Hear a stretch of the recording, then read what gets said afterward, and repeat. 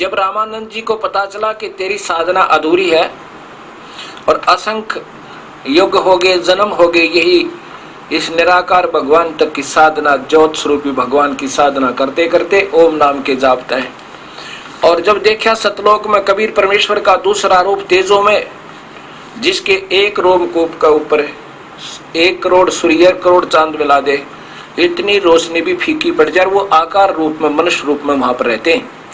और दूसरा रूप बना के, क्यों परमात्मा जितने चाहे शरीर बना सकता है, आम संत भी बना लिया करते थे।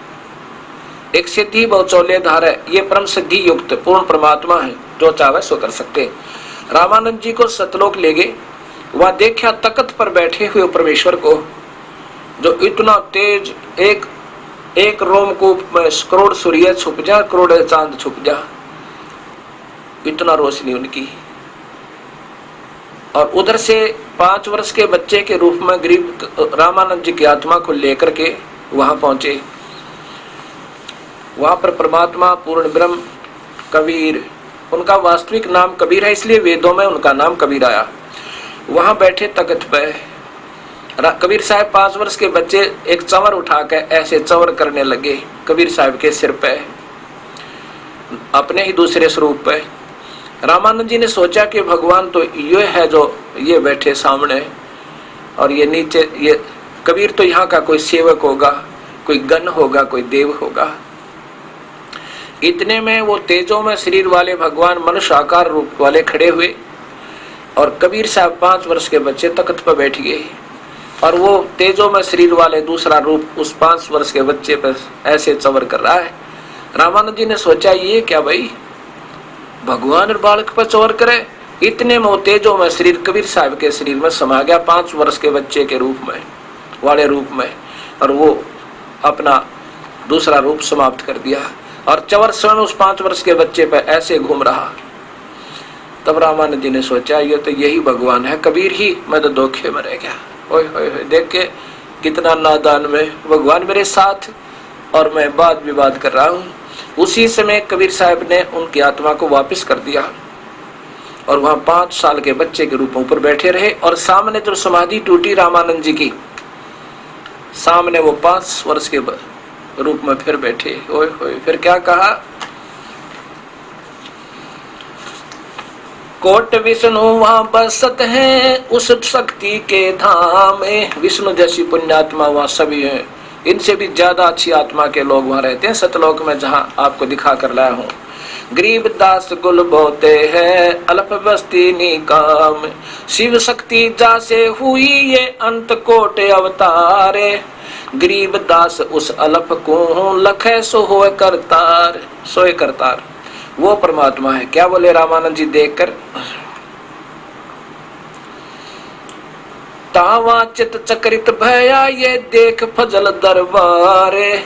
गरीब दास सजदा किए हम पाए दीदार, दर्शन हुए, दीदार माने दर्शन, हम पाए दीदार, उस परमात्मा का हमें दर्शन हुआ।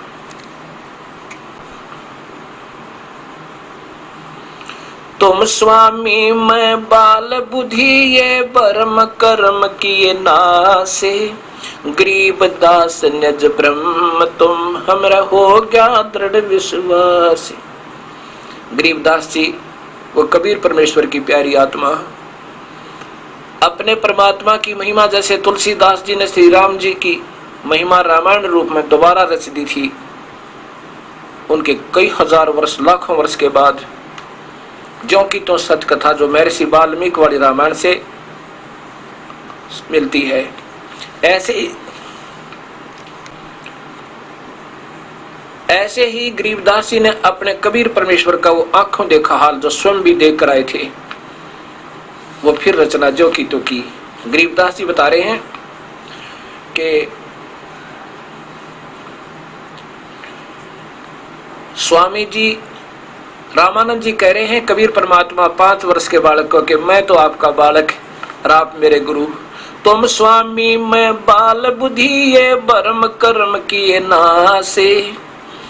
गरीब दास निज ब्रह्म तुम मेरे हो गया दृढ़ विश्वास। होए होए, तुम ही हो निज ब्रह्म, वास्तविक परमात्मा, आप ही हो पूर्ण ब्रह्म परमेश्वर। अब मेरा दृढ़ विश्वास हो गया, मैं आपका बच्चा। 104 साल का महात्मा और 5 साल के बालक को कहते हैं मैं आपका बच्चा और आप मेरे गुरु। तुम स्वामी मैं बाल बुद्धि, ये भ्रमणा भटकना करी नासे। गरीब दास नज पूर्ण ब्रह्म तुम, मेरा हो गया दृढ़ विश्वास। सुन बे सुन से तुम परे और से हमरे तीर। इन सुनों से ये छोटी मोटी सुन और ये प्रकाश दिखे, इस काल के ज्योत दिखे, इनसे तो कहते बहुत दूर हो तुम और उरली तरफ मेरे सामने बैठे। सुन बे सुन सुन भी सुन सुन भी सुन सुन भी सुन से तुम परे और से हमरे तीरी। गरीब दास सर्वंग में अवगत पुरुष कबीर। सर्वंग में सर्वव्यापक अंतर्यामी भी और सारे सब कुछ तो ही व्यापक है। अविगत सतपुरुष कबीर, ये पुरुष कबीर, कबीर देव, पुरुष माने भगवान परमेश्वर, कबीर परमेश्वर। कोट कोट सजदा किए कोट कोट प्रणाम। गरीब दास अनहद अधर हम पर से तव धाम। कितना बढ़िया बात लिखी है गरीबदास जी ने कि क्या बोले रामानंद जी के करोड़ करोड़ तो प्रणाम करे अपने उस 5 वर्ष के बच्चे को, 104 साल के, और जिसके 1400 ऋषि शिष्य हो गए थे, जिसके 1400 ऋषि शिष्य 1484 फिर बाद में हुए थे जब गरीबदास कबीर साहब ने उनका भ्रम तोड़ दिया था। 84 और संत हुए थे, पीपाजी, कबीर साहब, रविदास जी आदि आदि, जिनके 14 उस समय 1400 ऋषि थे। जिनके 1400 ऋषि हो उनके शिष्य कितने लाख होंगे, हिसाब लाना रामानंद के। और वो कहते हैं उस 104 साल के महात्मा ने 5 वर्ष के बालक के आगे माथा टेका। एक बार नहीं, करोड़ करोड़ नाम रगड़िया। अब जिसकी हमने तलाश है और वो मिल जा और फिर उसी के पाने का रास्ता मिल जा तो फिर भी वो चूक रहा तो अभिमानी प्राणी है, वो भगवान का पाने का अधिकारी नहीं है। क्या कहते हैं कि हे परमेश्वर, कोट कोट सजदा करे रामानंद जी ने और कोटि कोटि प्रणाम। गरीब दास अनहद अधर, वो वास्तविक धुनात्मक शब्द तो मालिक ऊपर है, हम तो इस शरीर में सुन रही धुन को अंतिम मान रहे थे। अनहद, वो वास्तव में अनहद नाथ वहां ऊपर बज रहा, तेरे लोक में दाता, वो तो इससे तो असंख्य गुना ज्यादा अच्छा है। गरीब दास अनहद अधर, अधर माने ऊपर, हम पर से तुम धाम, मैंने आपका वो सतलोक अब आंखा देख लिया। अब क्या कहते हैं नादान संत, ये दूसरे पंथों वाले जो कबीर साहिब सतलोक की तो महिमा गावे, कह पर प्रभु का प्रकाश देखा नहीं जा सकता, वो तो नूरी आंखों से देखा जा सकता, अभी प्रकाश प्रकाश। जब शरीर यहाँ रह गया तो वो दिव्य दृष्टि जागी ऊपर, तो ये चरम दृष्टि दिखती नहीं। तो वहां जब हम ऐसे आंखें, चरम दृष्टि तो यहाँ रहेंगी और दिव्य दृष्टि से उसके दर्शन हो जाते हैं। कबीर परमात्मा है, आकार में है, मनुष्य जैसा है, लेकिन तेज बहुत है। तेज है तो भी आकार दिखेगा।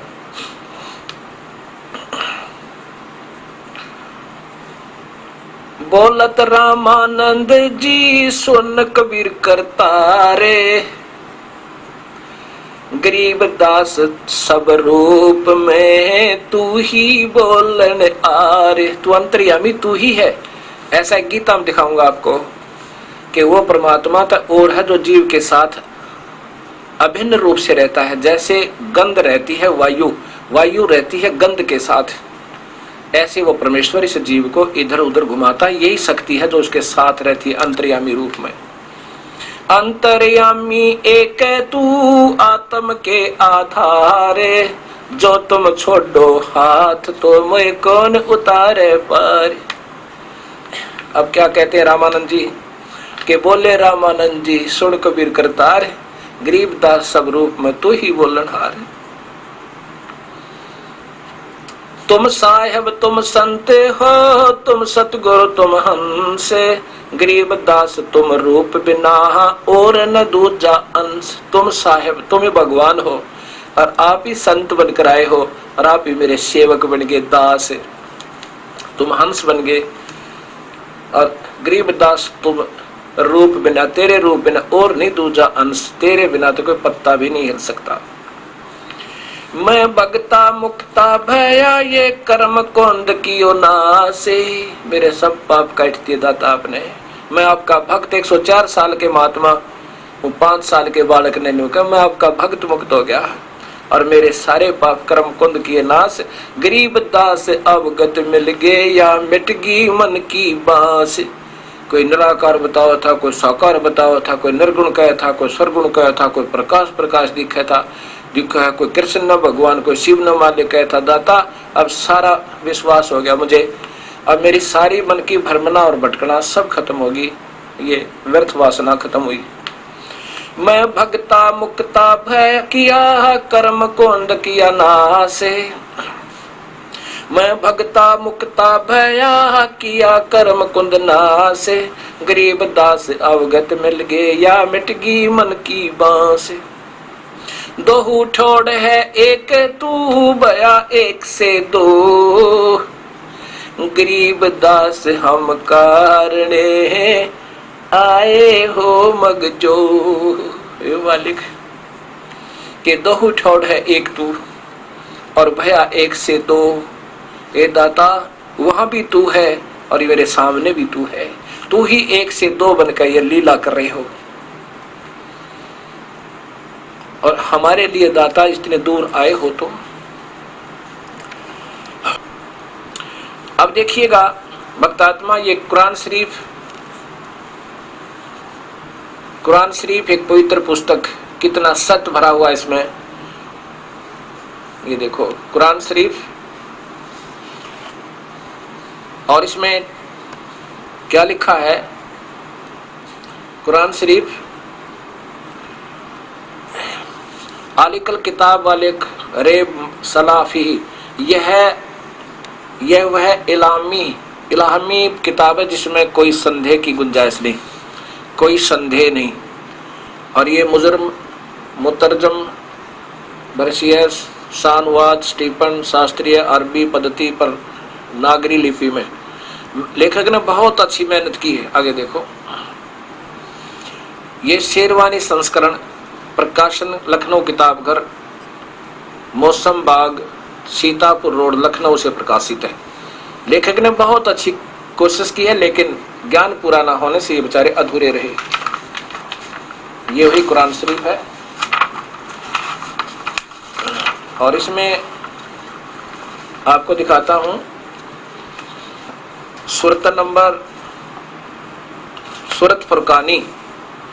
सूरत फुरकानी 25, ये है सूरतल फुरकानी 25 और इसके प्रश्न नंबर 604 पे नीचे देखो कबीर शब्द लिखा स्पष्ट, आयत नंबर 52 में। ये आगे ये 51 है, जिहादन कबीरन। अब ये तो कबीर शब्द देखो, अब बिल्कुल कबीर लिखा है, ये नहीं बोला जाता है इसमें, जिहादन कबीर। ऊपर देखो, ये तो अरबी भाषा तो अरबी है, लिपि उर्दू है।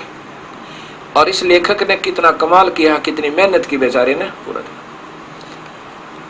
ये पढ़ भी सकते, इसमें कबीर शब्द लिखा है यहाँ पर। ये इसी की जो की तो अरबी लिखी फिर देवनागरी भाषा में। ये समझो ये अरबी ही है सारी है, ये भाषा देवनागरी होगी, ये उर्दू होगी, इतना अंतर है।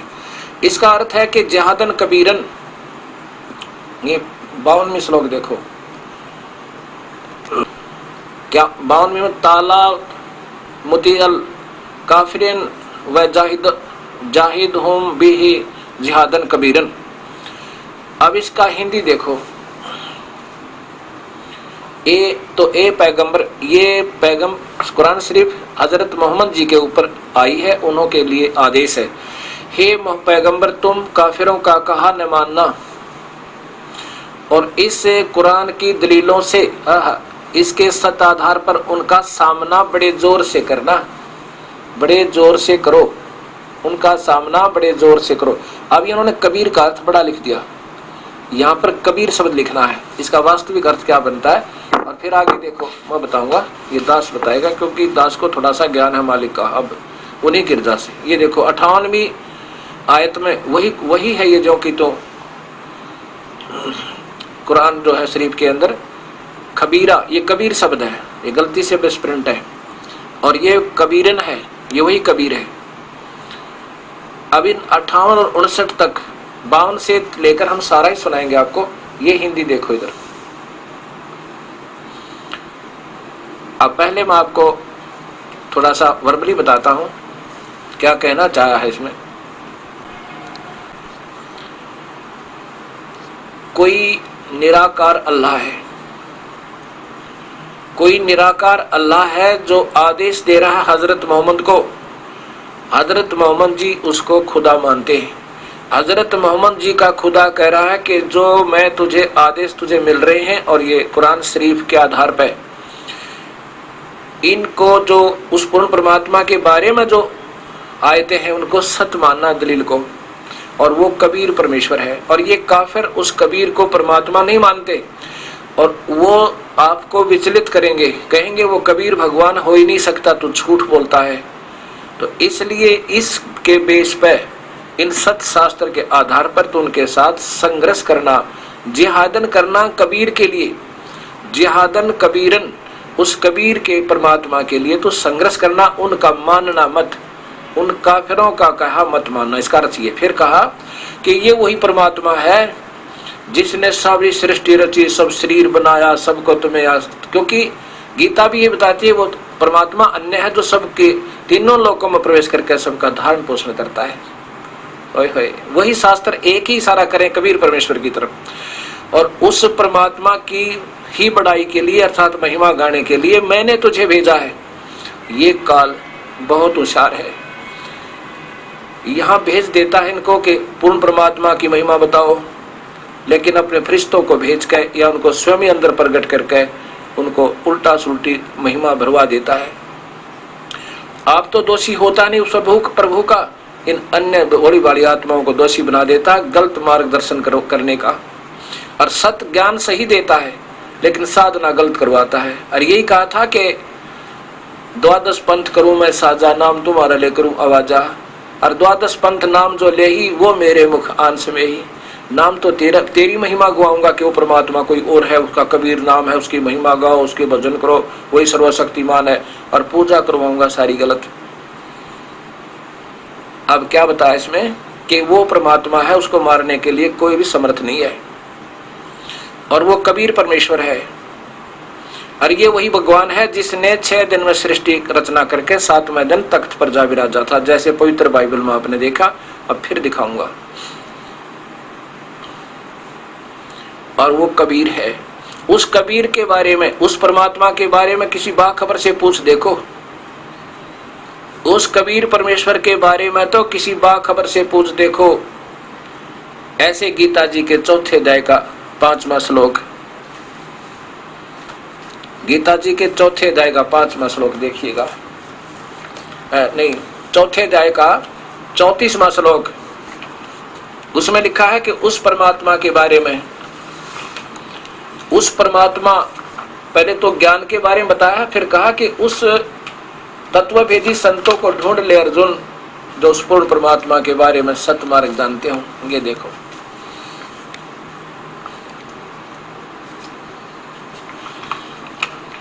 ये अध्याय नंबर 4,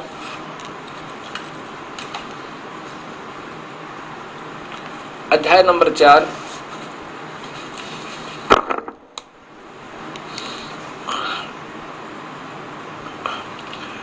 देखा, अध्याय नंबर 4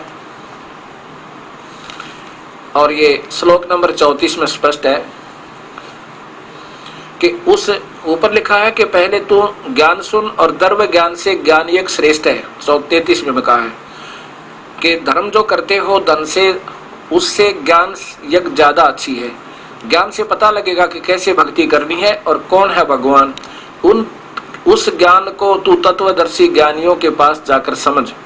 भली भांति दंडवत प्रणाम करने से, सेवा करने से और कपट छोड़कर सरलता पूर्वक प्रसन्न करने से परमात्म तत्व के को भली भांति जानने वाले ज्ञानी महात्मा तुझे तत्व ज्ञान का उपदेश करेंगे।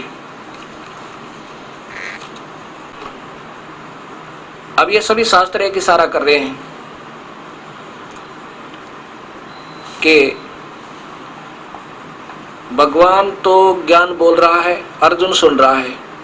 जितना भगवान ने ज्ञान था वो बता रहा है कि ओम नाम का जाप कर, 5 यज्ञ कर और ऐसे ध्यान कर, ऐसे वक्त ऐसे कर, तू बस मेरे पास आ जाएगा। लेकिन तूने अगर उस परमात्मा के चरणों में जाना है तो उसके लिए उन तत्वदर्शी संतों ने ढूंढ ले। यानी भगवान तो अपना ज्ञान तो बता रहा है कि मैं तो इतना बता सकता हूं, उस परमात्मा को जो परम शांतिदायक है उसके लिए उन संतों ने ढूंढ ले जो उस परमात्मा के सतमार्ग दर्शक हो, सही ज्ञान जानते हो।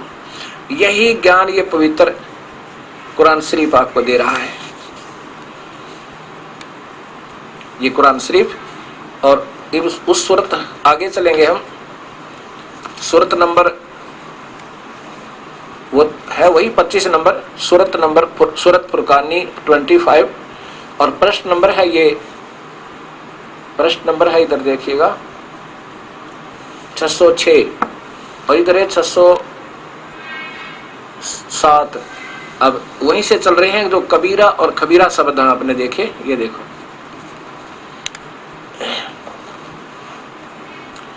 देखो ये खबीरा और ये खबीरन, इसी में यहां देखिए। अब 53वीं से चला शुरू हुआ। 52 तो आपने सुन ली कि कबीर परमात्मा के लिए संघर्ष करना, नहीं मानना उन काफिरों की, और ये वही है, ये 53वीं वही है जिसने 2 दरियाओं को मिला चलाया, एक मीठा प्यास बुझाने वाला एक और एक खारी, और दोनों को एक आड़ देकर मजबूत रोक बना दी। यानी कितना नीचे खारा पानी ऊपर मीठा, उस भगवान ने ऐसे नारी नारी व्यवस्था कर रखी है। वही है जिसने पानी की बूंद से आदमी को पैदा किया, फिर उसको साहिबजादे नसब, बेटा बेटी ससुराल वाले, दामाद बहुआ दीदी बनाया। और तुम्हारा परवरदिगार हर चीज के करने में शक्तिमान है। ये अल्लाह बोल रहा है कि निराकार बोल रहा है, मोहम्मद साहब को आदेश दे रहा है, क्योंकि निराकार सामने तो आता नहीं, इससे बातचीत भी कर लो। जैसे दर्शन सिंह जी, ये कृपाल जी वाले महात्मा राधा स्वामी के करें कि उसको सामने तो आता नहीं, बात कर सकते हैं, ये काल ऐसे बात करता है। तुम्हारा परवरदिगार हर चीज को करने में शक्तिमान है, वो जो चाहे सो कर सकता है। और अल्लाह काफिर अल्लाह के सिवा ऐसों को पूजते हैं जो न उनको नफा पहुंचा सकते हैं और न नुकसान, अर्थात इन देवी देवताओं को 3 गुणों तक नीचे तक पूजा करते हैं, ब्रह्म तक की। और काफिर तो अपने परवरदिगार से पीठ दिए हुए हैं, मुंह मोड़े हुए हैं। और ए पैगंबर, हमने तुमको, वो अल्लाह निराकार करा, हमने तुमको खुशखबरी सुनाने और सिर्फ अजाब से डराने के लिए भेजा है। इन भक्तों को सबको बताना कि पूर्ण परमात्मा की भक्ति करो, नहीं तो नुकसान हो जाएगा। इन लोगों से कहो कि मैं तुमसे इस अल्लाह के हुक्म की, अर्थात ये सत्संग करने की कोई मजदूरी नहीं मांगता। हाँ, जो चाहे अपने परवरदिगार तक पहुंचने का राह इख्तियार कर ले। ए पैगंबर, उस जिंदा, वो परमात्मा कबीर साहब जिंदा रूप में आते हैं। धर्मदास को मिले, गरीबदास जी को मिले। गरीबदास जी कहते हैं जिंदा जोगी जगत गुरु वो मालिक मुर्शिद पीर। इन्होंने अपने हिसाब से इसका अर्थ कर दिया चैतन्य, नहीं जिंदा ही लिखना था। उस जिंदा माने उस जिंदा रूप में आए कबीर, क्योंकि मोहम्मद साहब को मिले थे कबीर साहब आकर इसी रूप में। उस जिंदा पर भरोसा रखो जो कभी मरने वाला नहीं है, वो कबीर। अभी वेद बताएगा वो कौन है जो नहीं मरने वाला नहीं है। और तारीफ के साथ उसकी पाकी बयान करते रहो। अपने बंदों के गुनाहों से वो काफी खबरदार है, अर्थात जो पाप तुमने कर रखे हैं वो काट देगा वो परमात्मा। जिसने आसमान और जमीन में, ये वही परमात्मा जिसने आसमान और जमीन और जो कुछ उनके बीच में है 6 दिन में, सबको 6 दिन में पैदा किया और फिर तख्त पर जा बिराजा। वह अल्लाह कबीर है। अल्लाह बड़ा, यहाँ कबीर लिख देते, वह अल्लाह कबीर है। कबीर, वो अल्लाह कबीर, वो 6 दिन में सृष्टि रची, उसको सबको 6 दिन में पैदा किया, फिर तख्त पर जा विराजा, जिसका पवित्र बाइबल प्रमाण देता है। वह अल्लाह बड़ा यानी कबीर है।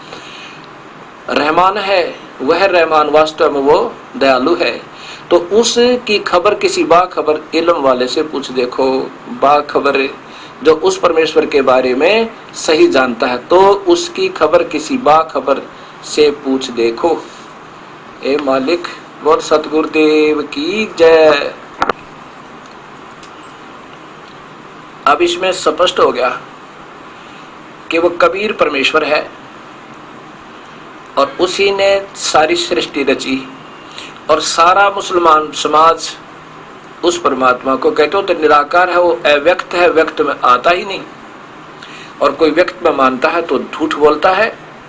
बताओ, शास्त्रों में लेख प्रमाणित है पर हम उनको समझ नहीं पाए। धर्मदास जी ने कबीर साहब से पूछा था, हे मालिक,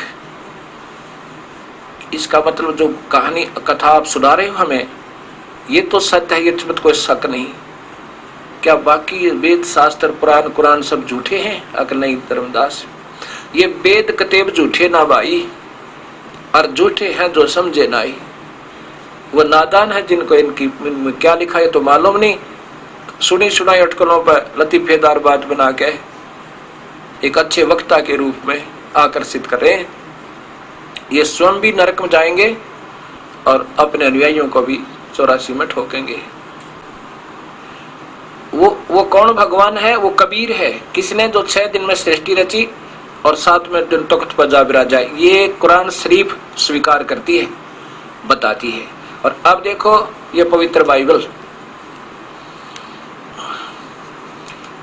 फिर देखो, क्योंकि ये ऐसा गूढ़ ज्ञान हो गया, इतना गहरा दब गया कि इसको जल्दी से हम बहुत बार सुनेंगे, समझेंगे, जब जाकर बात बनेगी। ये देखो वही the Holy Bible literature revised edition, और ये यहाँ से प्रकाशित है। Indian Bible literature 67 branch road, Berka road, Kilpur, Chennai, यानी बम्बई में। हाँ, चेन्नई में, मद्रास से। अब यहाँ देखो इसके उत्पत्ति ग्रंथ में, ये देखो परमात्मा ने 7 दिन में सृष्टि रची। और ये देखो पहला दिन, ये देखो दूसरा दिन, देखिएगा तीसरा दिन सृष्टि का, और चौथा दिन। यहाँ देखो फिर 5वां दिन, ये 5वां दिन, और ये 6ठा दिन। अब 6ठे दिन में क्या किया है कि वह फिर परमेश्वर ने कहा कि हम मनुष्य को अपना स्वरूप अनुसार उसकी समानता में बनाए है। तब परमेश्वर ने मनुष्य को अपना स्वरूप उत्पन्न किया और अपने स्वरूप के अनुसार परमेश्वर ने उसको उत्पन्न किया, या नर और नारी किया करके उनकी सृष्टि की। अब ये बताना चाहता हूँ, 6ठे दिन ये सारा कुछ रच दिया। अब उनको और खाने का आदेश दिया, मांस नहीं खाना। फिर परमेश्वर ने उनसे कहा, सुनो, जितने बीज वाले छोटे छोटे पेड़ सारी पृथ्वी के ऊपर हैं और जितने वृक्षों में बीज वाले फल होते हैं वे सब तुम्हारे खाने को दिए हैं, वे तुम्हारे भोजन के लिए हैं। ना भगवान ने लिखा था छांट कहियो ऐसा मांस खाना, ऐसा मत खाना, खुरकटे हुए मत खाना। ये वास्तविक आदेश है मालिक का। आगे उन फरिश्तों के और देवताओं अन्य फरिश्तों के आदेश हैं जो कि मान्य नहीं है, वो पाप के भागी बना रहे हैं आपको। अन्य पशु पक्षियों को भी छोटे छोटे हरे पत्ते दिए। अब देखो 7वां दिन विश्राम किया। वो परमात्मा 7वां दिन विश्राम किया, 6 दिन में सृष्टि रची और परमेश्वर ने 7वें दिन आशीष दी और पवित्र ठहरा, क्योंकि उसने सारी सृष्टि की रचना करके सारे काम से विश्राम लिया।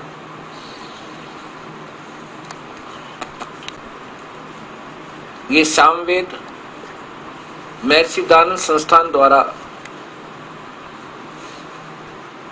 इसका ये भाषा भाष्य है और महर्षि दयानंद संस्थान को ये मान्य है।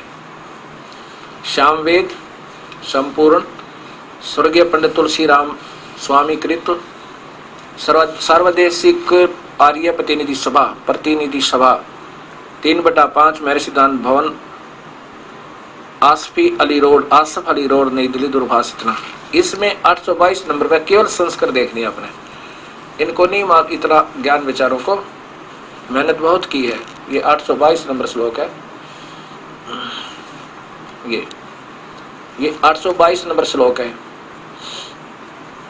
मनीषी भी पवते पूर्व कबीर, ये रे यहाँ कबीर नर भी निर्वेत परिकोशान अशिष्टात त्रितस्य नाम जनेन अक्षरन वायुम सखा वर्धने। वो कबीर परमेश्वर है जिसने 3 नाम देकर इस जीव के छुटकारा कर रहा। त्रितस्य नाम है, जन्मे जन्मत पूर्व कबीर। अच्छा, इसमें 900 इसी के 920 नंबर श्लोक में लिखा है, ये 900 सामवेद 920 संख्या नंबर 920, सह देवई सोबते वर्षा कबीर नावधि। वो कबीर है, कबीर यह जो नावधि, जो किसी के द्वारा नहीं मारा जा सकता, वो कबीर परमेश्वर है। जैसा कुरान शरीफ में आपने पढ़ा था कि उसको मारने में कोई समर्थ नहीं है, वो कबीर परमेश्वर है जो नावधि, किसी के द्वारा किसी प्रकार भी नहीं मारा जा सकता। और यही आपने अथर्ववेद कांड नंबर 4 के अनुवाक नंबर 1 में पूर्ण विवरण सुन लिया कि आखिरी में 7वें श्लोक में लिखा है, सभी सृष्टि का रचनहार, सब ब्रह्मांडों का रचने वाला वो कबीर परमेश्वर है, वह स्वयं कबीर है। ये वेद कौन बोल रहे हैं? वो निराकार भगवान काल ने ही लिख कर दिए हैं अपने श्वासों के द्वारा। और फिर बाद में 4 ऋषियों ने सबसे पहले सतयुग के प्रारंभ में लिखे थे, और उसके बाद ये अथुल पुथल होती रहती है। फिर वेद व्यास जी ने ये फिर द्वापर के अंत में फिर लिखे गए, ये वही अपने पास उपलब्ध है और इन्हीं को सत्य मानते हैं। कबीर साहब कह रहे हैं कि देखा देखी गुरु से सोगे, किया ना तत विचारा, टोल के टोलोगे, अंधे की बाँ पकड़ी अंधे ने मार्ग कौन बतासी। कितना स्पष्ट ज्ञान देते हैं कि साचा सतगुरु कोई ना पूजे, पूजे झूठे जगपतियासी। अब जितना भी शास्त्रों के विरुद्ध साधना है सबने स्वीकार है, कोई मन में वापत्ति नहीं। और अब ये सत्य ज्ञान समाज के सामने आ रहा है, ये गुरु लोगों के मिर्चें लड़ेंगी। जो पुण्यात्मा होंगी, रामानंद जी जैसे महापुरुष, वो तो अपना कल्याण करवा लेंगे और पाप के भागी नहीं होंगे। जिन्होंने केवल अपना अभिमान चाहिए और फिर पशु बनना मंजूर है लेकिन सत्य स्वीकार नहीं करेंगे, वो अपने शिष्यों के भी दुश्मन और स्वयं के महादुश्मन तो है ही है, और प्रभु के दोषी। काफिर कूड़ा ज्ञान पसारे, वो काफिर है जो गलत ज्ञान प्रचार करते हैं। अब क्या बताते हैं कि देखा देखी गुरु से सोगे, किया ना तथा विचारा।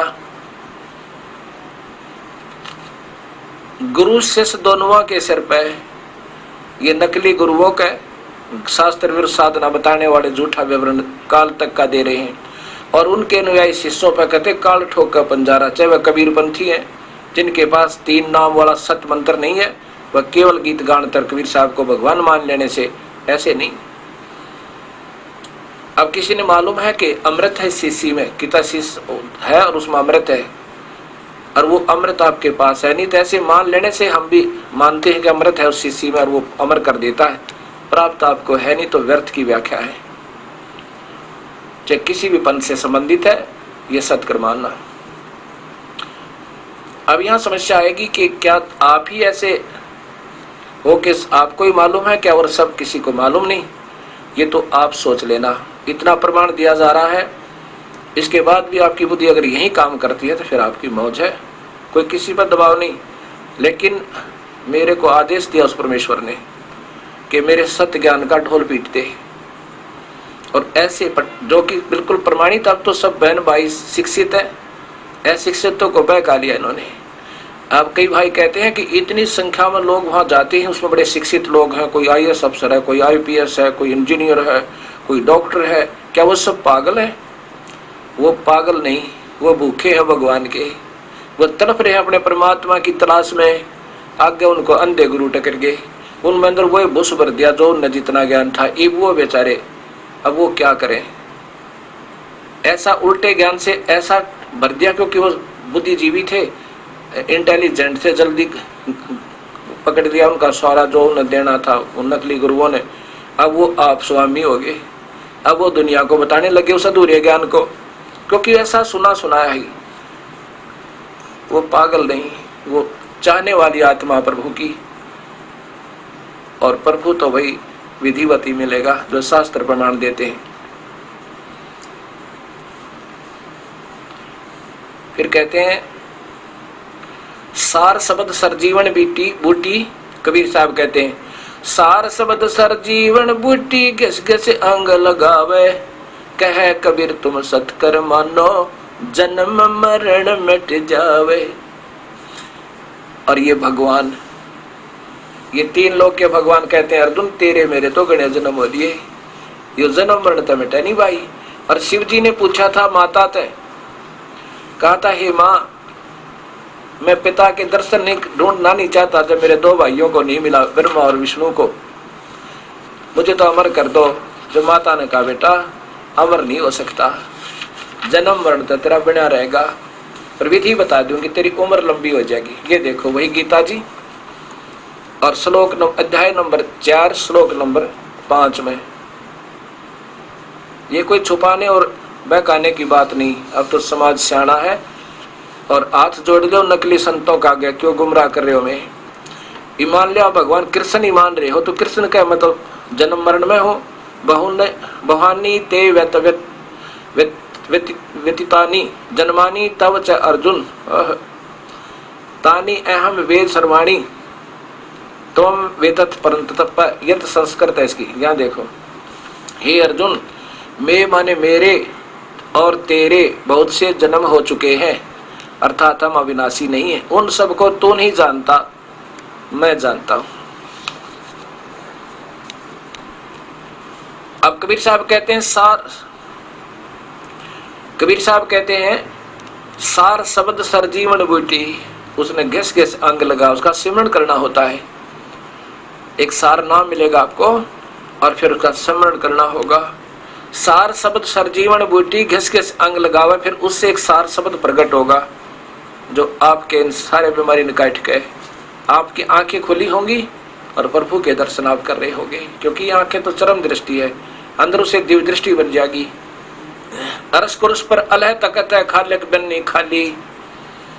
अरस कुरस पे आखिरी में परमेश्वर का तख्त है और वो पैगंबर पाक पुरुष थे साहिब के अब्दाली, जो 1,80,000 पैगंबर हुए हैं मुसलमान धर्म में, उन्हीं के लिए बताया परमात्मा का ऊपर स्थान है।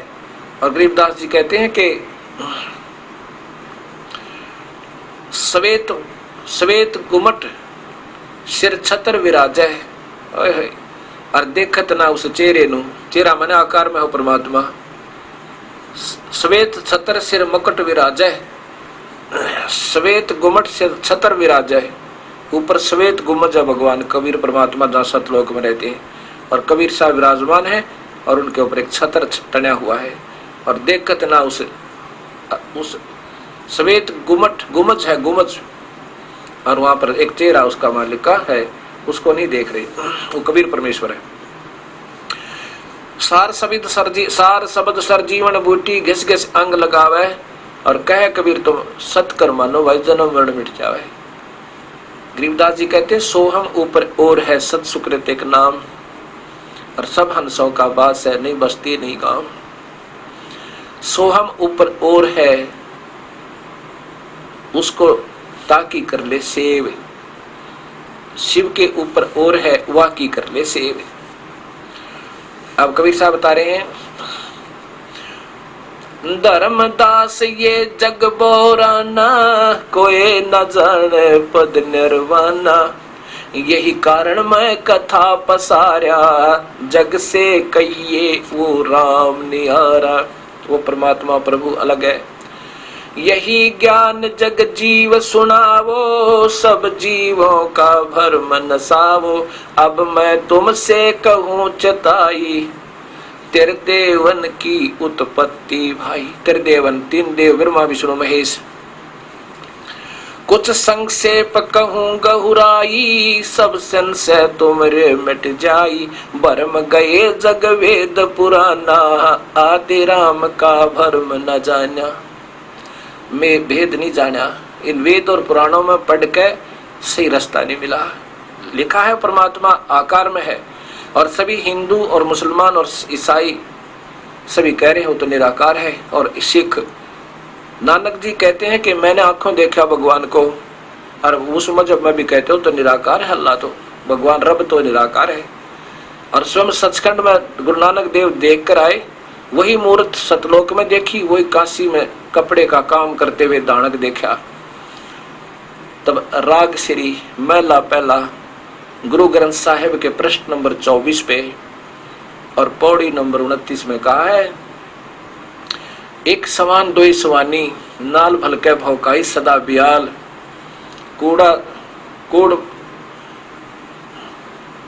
कोड़ छुरा मुठ मुर्दार वो धानक रूप रहा करतार। फिर कहते हैं जो सतलोक में देखा था जब तो जिंदा रूप में थे, जिंदे का रूप बना रखा था, सतलोक में लेके गया मुझे वहां परमात्मा और दिखाया जैसे रामानंद जी को देखा। और फिर कबीर साहब जिंदा के रूप में तख्त पर विराजमान हुए थे।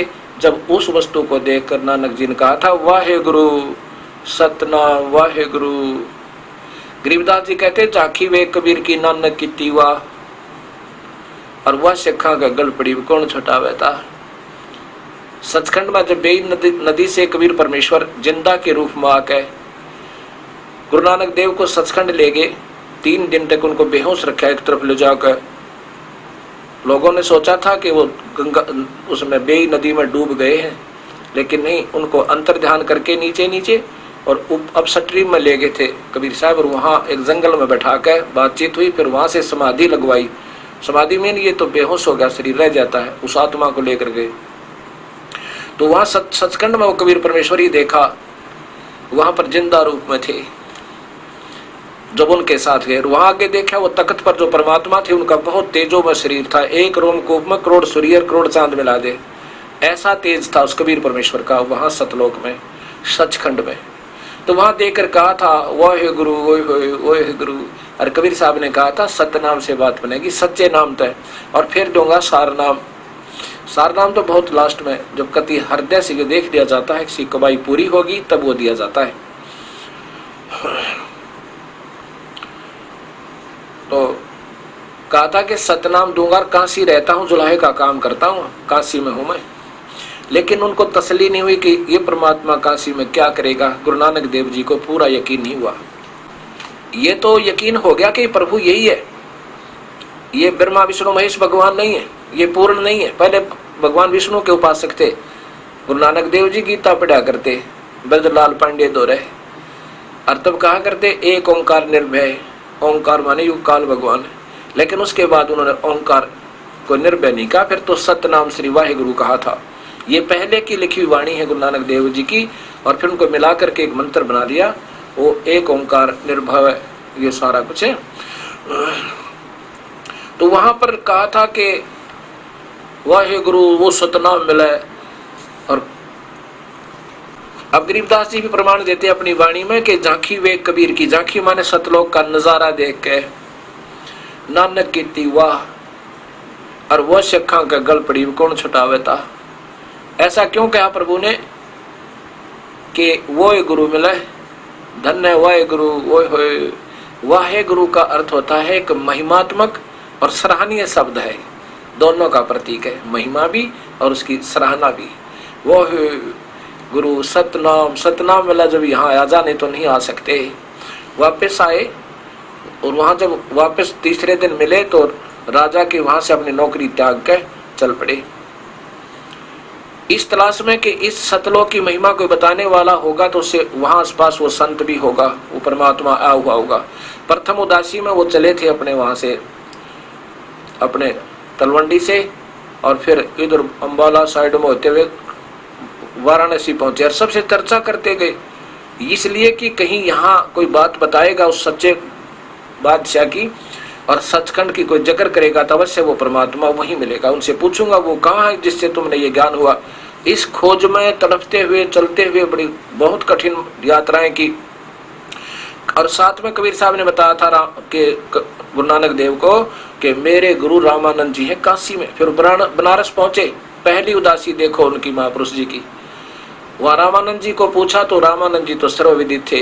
रामानंद जी के पास के रामानंद जी से चर्चा की उस सचखंड के बारे में। रामानंद जी ने कहा कि मैं भी देख कर आया हूँ उसको, लेकिन दिखाने वाला मैं नहीं हूँ, मेरा शिष्य, मेरा गुरु समझो। अब तो वो शिष्य नहीं रहा, वैसे तो दृष्टि से, लोगों की दृष्टि से मेरे शिष्य हैं, लेकिन मैं उनका शिष्य, वो मेरे गुरुदेव कबीर परमेश्वर हैं। कबीर आए हुए हैं, वो कहाँ हैं कि अपना घर आज जुलाहे का काम कर रहे हैं, कुछ कार्य ज्यादा था, आज नहीं आ पाओगे। अब उस प्यारी आत्मा के भ्रम तोड़ने के लिए अपने प्यारे नानक देव जी को सतमार्ग और अपना वास्तविक रूप दिखाने के लिए उस दिन वो वहां नहीं गए। कहाँ? रामानंद जी के आश्रम में कबीर साहब नहीं गए, नहीं तो रोज जाते थे। तब रामानंद जी ने एक सेवक भेजा गुरु नानक देव के साथ, और बाबा नानक को वो सेवक लेके कबीर साहब के उस स्थान पर पहुंचा जहां वो कपड़े का काम कर रहे थे, धानक का। और जब देखा हुआ है सूरत जो की तो जो सतलोक में देखी थी, ये वहां पर जिंदा के रूप में थे, जिंदा रूप में। एक मुसलमानों में जिंदा महात्मा होते हैं, ऊपर काला सा लंबे चोटे वाला टोप और एक ओवरकोट काला ही होता है, उसको जिंदा महात्मा कहते हैं। ओए होए, फिर देखा ओए होए, ये तो वहां तो समय अनुसार ही अपना शरीर के वेशभूषा बदल लेते हैं, लेकिन वो भगवान से जो वहां मैंने सचखंड में देखा था। तो क्या कहा कि फाई सूरत मलुक की वेश ए ठगवाड़ा ठगी देश है। ये दुनिया को ये महसूस नहीं होने देता मैं भगवान हो। फाही सूरत वो है जो की तो मूर्त सूरत वो परमात्मा। मलुक की वेश, ये यहाँ पर इस मुल्क में आकर ऐसा वेशभूषा कर ली और वहां पर जिंदा रूप बने हुए थे। फाही सूरत मलुक की वेश ए ठगवाड़ा ठगी देश, खरा सियाणा बहुते बार ये दानक रूप रहा करतार।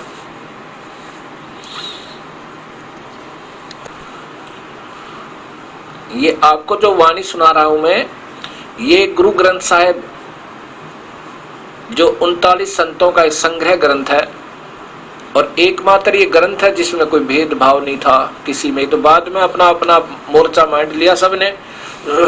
उन संतों ने जिन्होंने इसका संग्रह किया था उसमें उन्होंने कोई मजहब नहीं बनाया था, एक पुण्यात्माओं के लिए प्रमाण बनाया था। उसमें लिखा है महिला पहला प्रश्न नंबर 24 गुरु ग्रंथ साहिब पंजाबी लिपि वाला, उसमें लिखा है 24 नंबर पृष्ठ पे और पौड़ी नंबर 29 यानी शब्द नंबर 29, उसमें लिखा है एक समान दो समानी नाल भलके भौकाई सदा बियाल कोड़ छुरा मुठ मुर्दार ये दानक रूप रहा करतार। मैं पथ की पिंदन करने की कार वो बिगड़ रूप रहा विकराल, तेरा एक नाम तारे संसार में ए हो आस ए हो आधार। अब देखा आंखों में पानी भर कर कबीर परमात्मा ने वहां दानक का काम करते हुए, चुलाहे का काम करते हुए देखा काशी में, तो आंखों में पानी भर के जैसे सर्प न मणि चाहिए और कंगाल न धन पाजा, और पैसे न पानी भूखे न भोजन मिल जा, कितना खुश होता है। ऐसे गुरु नानक देव जी वो प्यारी आत्मा अपने परमात्मा के दर्शन करके कैसे खुश हो रहे हैं। मैं पथ की बिंद न करने की कार वो बिगड़ रूप रहा विकराल। अभी तक तो हम विकराल उस काल क्या ही जाप जपया करते थे, उसी के आधार पर रहते थे। तेरा एक नाम तारे संसार, तेरा सतनाम पार कर सके सच्चा नाम। सतनाम सतनाम ये कोई जाप नहीं। तेरा एक नाम तारे संसार में ए हो आस ए हो आधार। मुझे भी उस सच्चे नाम की आस है और यही आधार मान लिया, कोई और सब मंत्र झूठ है। उस सतनाम यानी सच्चे नाम का प्रमाण गुरु ग्रंथ साहिब में भी है। उसके बाद फिर सारनाम गरीबदास जी कबीर साहब ने बाद में दिया था, जब वो कुछ ही समय के बाद सतलोक चले गए थे, क्योंकि वो बड़े अधिकारी होने पर ही दिया जाता है सारनाम। तेरा एक नाम तारे संसार में ए हो आस ए हो आधार, मुख निंदा आख्या दिन रात। क्योंकि कबीर साहब पहले गए थे, इनसे मिले थे, उसमें काफी चर्चा हुई थी और कबीर साहब आ गए थे, ये नहीं माने थे और कहा था ये धानक क्या जाने, ये जुलाहा ऐसे ही मूठ पटांग कर रहा है। गुरु नानक देव जी ने अपने मन मन में कहा और भक्तों से भी कहा कि ये तो कृष्ण से ऊपर बता रहा कोई भगवान है, कैसे माने। फिर दूसरी बार कुछ दिनों के बाद गए थे, जो सतलोक दिखा, अपना रूप दिखा, उसके बारे में कह रहे हैं कि मुख निंदा आख्या दिन रात। मैंने तो आपके बारे में बहुत कटु वचन कहे थे, दाता माफ करना। गुरु नानक देव जी अक्षमा याचना करें प्रभु दे। मुख निंदा आख्या दिन रात, पर घर जो ही नीच मनात, काम करो तन वसे चंडाल ये धानक रूप रहा करतार। फाई सूरत मलुक की वेश, फाई सूरत है वो सूरत जो वहां देखी थी सतलोक में। अब यहाँ के मुल्क, यहाँ के देश के आधार पर इन्होंने दूसरी वेशभूषा बना रखी है, दानक बने बैठे वहां जिंदा रूप में थे। फाई सूरत मलुक की वेश ओ ठगवाड़ा ठगी देश, ये खरा सियाणा बहुते बार है। ओए होए, ये मामूली चीज नहीं है, बहुत भार अर्थात बहुत कीमती है, ये सर्वशक्तिमान है, ये धानक रूप रहा करतार। खरा सियाणा बहुते बार, ये धानक रूप रहा करतार। अपने आप को कितना विनम्र यानी आवश्यकता से अधिक विनम्र बता रहे हैं, अपने आप को दिखा रहे हैं। कहते हैं मैं कीता न जाता हरामखोर, अपने आप को लताड़ रहे हैं गुरु नानक देव जी अपने प्रभु के सामने के मैंने उल्ट सुलट बातें भी कह दी थी, मुझे ऐसा नहीं कहना चाहिए था। संत वैसे उल्ट सुलट नहीं कहा करते, इतना जरूर मन में आ जाता है कि ये अनजान है, ज्ञान नहीं है, और प्रभु के बारे में इतना कहना भी वो अपना दोष मान रहे हैं। गुरु नानक देव जी कहते हैं मैं कीता न जाता हरामखोर खोर, मैं कीता न जाता हरामखोर, ऊ किया मुदे सा दुष्ट चोर, नानक नीच कह विचार, अपने आप को कितना अधीन कहे। गरीबदास जी भी कहते हैं बांदी का जाम गुलाम गुलाम गुलाम हूँ, भाई जिसने पार होना है ऐसे विनम्र होना पड़ेगा प्रभु के सामने, अभिमान से भगवान नहीं पावे।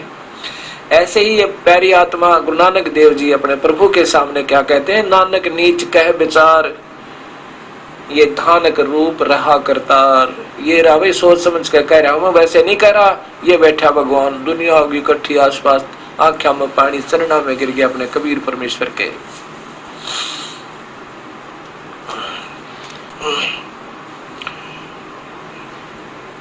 अब सभी पढ़ रहे हैं अपने अपने ग्रंथों को, लेकिन कबीर परमात्मा की भी रजा बिना इनमें से ये माल निकल नहीं सकता, सामने नहीं आ सकता। उन्हीं की रजा से आज इस दास के ऊपर कृपा हुई, ये सब शास्त्रों का की मलाई आपके सामने आ गई। भरम गए जग वेद पुराना, आज राम का भेद न जान्या, राम राम सब जगत बिछाने, राम राम सब जगत बखाने, आदि राम कोई बिरला जाने, ज्ञानी सुने सो हृदय लगाई, मूर्ख सुने तो गम ना पाई। समझदार जो व्यक्ति होंगे इस कथाओं को, सत शास्त्रों को सुनकर हृदय से लगाओगे और भाग्य आओगे, काल से अपनी फांसी निकलवाएंगे, इन झूठे गुरुओं से दूर अपना पीछा छुड़वा लेंगे। जो स्वयं नरक जाएंगे इन भोली आत्माओं को लटका के ले जाएंगे। ज्ञानी सुने सो हृदय लगाई, मूर्ख सुने तो गम ना पाई। जो उन संतों के ज्यादा नजदीक रहने से, क्योंकि फिर अपनापन सा बन जाता है। ये भी दूसरा जाल है काल का कि है ये गुरु जी के पास तो बहुत रहते थे, कैसे छोड़ने, शर्म आएगी। शर्म कहाँ होगी जब दोनों गधे बनेंगे, वह सारी शर्म निकल जाएगी है, 84 में धक्के खाने पड़ेंगे। इससे अच्छा गुरु जी भी और स्वयं भी अपना पीछा छुड़वा लो। ये ना सोचो ये दास आपको कोई शिष्य बनाने का शौक रखता है, बिल्कुल नहीं। और यहाँ से जो नाम लेगा बीड़ी शराब मांस तंबाकू कभी प्रयोग नहीं करना। नाम लेना आपकी इच्छा, ना कोई जरूरी नहीं। ज्ञान सुनकर, और जिसने परमात्मा को पाना है और विकार करे वो कभी पार नहीं हो सकता। ना कोई अन्य देवी देवता पूजना, हम जड़ की पूजा करेंगे, सत्कार सभी का होगा, अनादर किसी का नहीं, लेकिन पूजा जड़ से होगी। कबीर परमात्मा की भक्ति करेंगे और फिर वो प्रटेनियों का फल लगेंगे। अक्षर पुरुष एक पेड़ है, निरंजन वा की डार, और तीनों देवा शाखा है ये पात रूप संसार। अक्षर पुरुष जो जमीन से बाहर दिखे वो अक्षर पुरुष यानी पर ब्रह्म, फिर पेड़ का डार होती है वो ज्योति निरंजन, वो ब्रह्म, और उस डार का फिर 3 शाखा, वो ब्रह्मा विष्णु महेश, और जड़ कबीर परमेश्वर पूर्ण ब्रह्म। जड़ में पानी डालेंगे पौधा फलेगा, नहीं तो सूख जाएगा। अगर हम टहनियों को नीचे लगा दे जमीन में और जड़ ऊपर को कर देंगे, काहे की समझदारी। ऐसे ही सब समाज ऐसे किया हुआ है। अब इसको सीधा करेंगे और जड़ की पूजा करेंगे। बीड़ी शराब मांस तंबाकू छूना भी नहीं है, और कबीर परमात्मा की कृपा से लाखों की संख्या में भक्तात्मा इस विकार से दूर हो गए। तुरंत छोड़ देते हैं और प्रभु साथ देता। कबीर साहब ऐसी बात नहीं, मालिक साथ देगा तभी ये काल के लगाए हुए जाल छूटेंगे। और फिर अन्य देवी देवता कुछ नहीं पूजना, जड़ की पूजा करनी है, अनादर किसी का नहीं। तिनका कभू ना नींद ये जो पाया तले न हो, और कभी उड़ाख्या पड़े भाई फिर पीड़ गनेरी हो। निंदा नहीं करनी किसी की, किसी को अनादर नहीं करना, लेकिन पूजा तो विधिवत करने से बात बनेगी। ज्ञानी सुने सो हृदय लगाई, मूर्ख सुने तो गम ना पाई। माँ अष्टंगी पिता निरंजन, ये दम दारुण वंशन अंजन। ब्रह्मा विष्णु महेश की माँ तो अष्टंगी और पिता ये काल ब्रह्म। अब इसका आपको गीता जी में दिखाऊंगा, ये देखिएगा पवित्र गीता जी।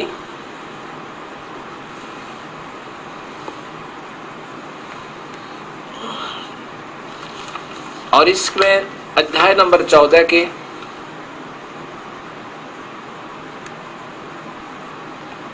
श्लोक नंबर 3, 4 और 5 पे, श्लोक नंबर 3 है कि अर्जुन, हे अर्जुन, मेरी महत ब्रह्म मूल प्रकृति संपूर्ण प्राणियों की, भूतों मन प्राणियों की योनि अर्थात गर्भाधान स्थान है, गर्भाधान स्थान है। मैं काल बोल रहा है ये, मैं उस योनि में चेतन समुदाय गर्भ को स्थापन करता हूँ। उस जड़ चेतन संयोग से सब प्राणियों की उत्पत्ति होती है। अब देखो ये 5 चौथा, ये तीसरा सुना आपने, चौथे की संस्कृत इन्हीं के द्वारा देखना। हे अर्जुन, नाना प्रकार की सब योनियों में जितने मूल मूर्तियां शरीरधारी प्राणी उत्पन्न होते हैं, प्रकृति तो उन सब की गर्भ धारण करने वाली माँ है, और मैं काल ब्रह्म सबका पिता हूँ। और 5वें में देखो कति कमाल कर दिया कि ये श्लोक नंबर 5 है,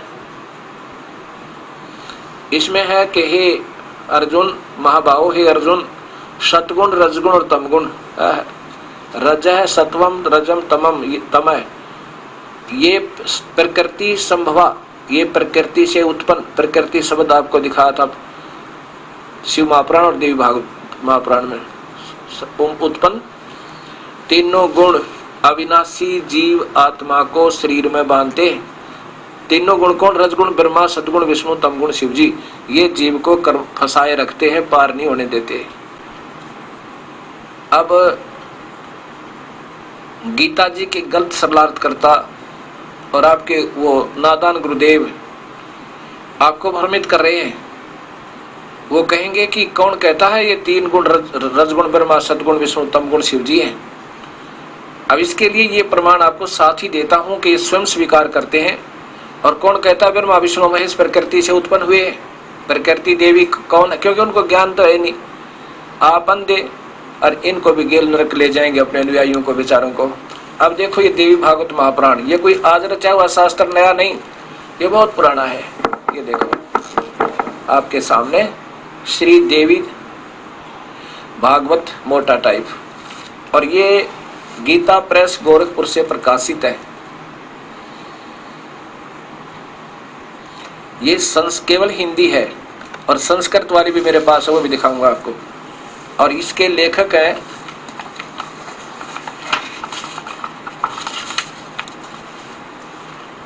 ये देखिएगा, ये तो इनका गीता प्रेस गोरखपुर से प्रकाशित है। यहाँ देखो, ये हनुमान प्रसाद पोदार, संपादक चिमन लाल गोस्वामी।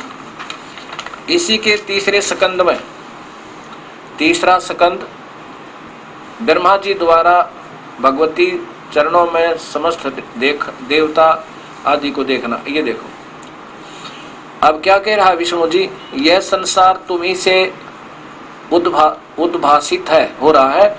मैं विष्णु, ब्रह्मा और शंकर, हम सभी तुम्हारी कृपा से विद्यमान हैं, तुम्हारे से उत्पन्न हुए हैं।